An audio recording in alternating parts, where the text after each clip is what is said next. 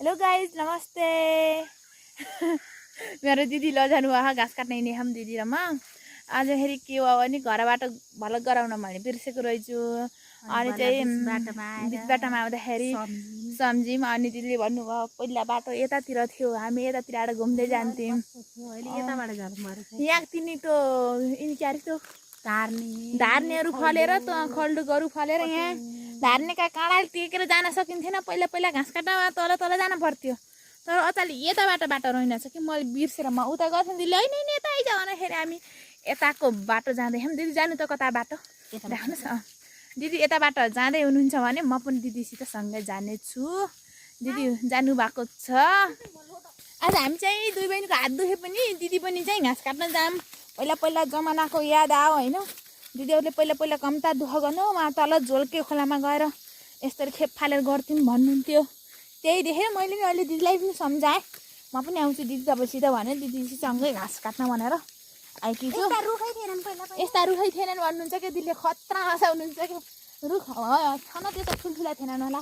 कति वर्ष भयो तपाईँ कति वर्ष भयो अरे उस गरेको कति वर्षमा यता आउनु तल जङ्गलतिर आउनु हो। यो त काउले भनिन्छ होइन।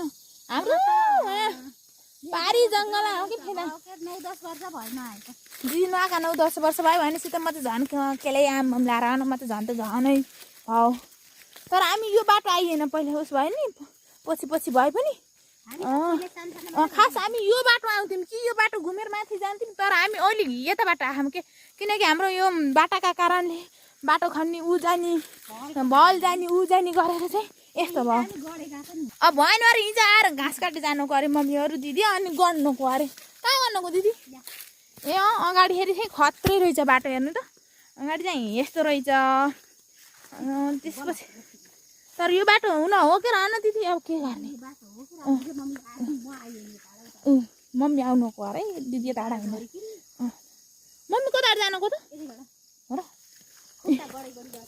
गरेको गरे घर त्यो चिया नास्ता खाएर आएको थियौँ। त्यही पनि यस्तो दोकान देखेको थिएँ हामीलाई हेरि हो चाउचाउ अनि फ्रुटी ललिपप के खान्छौँ क्या। अनि हामीसँग हैसा पनि छ।